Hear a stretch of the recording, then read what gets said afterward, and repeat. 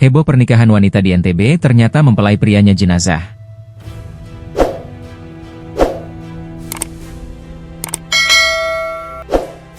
Heboh pernikahan seorang wanita di Nusa Tenggara Barat, NTB, ternyata mempelai pria jenazah.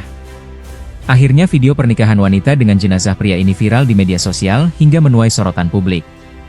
Peristiwa tersebut terjadi tepatnya di Desa Marada, Kecamatan Huu, Kabupaten Dompu, Nusa Tenggara Barat.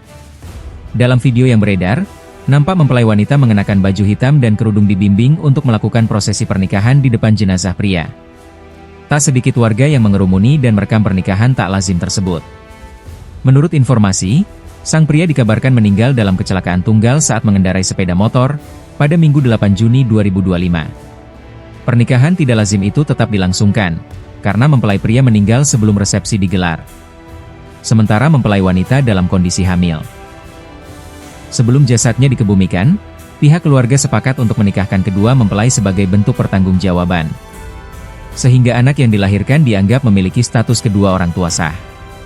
Kasih Humas Polres Dompu membenarkan peristiwa pernikahan seorang perempuan dengan mayat pria di Desa Marada.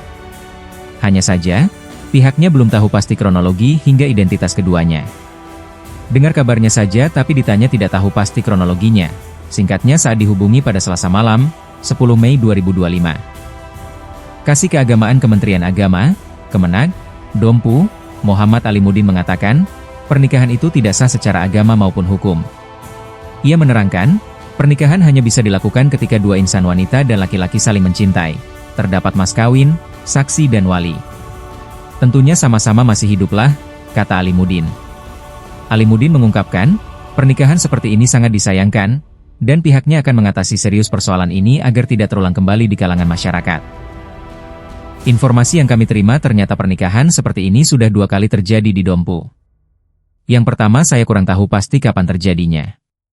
Tapi persoalan seperti ini perlu disikapi serius, ungkapnya.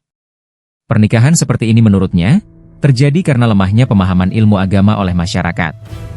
Karena dalam Islam pernikahan dengan mayat tidak bisa dibenarkan dengan alasan apapun.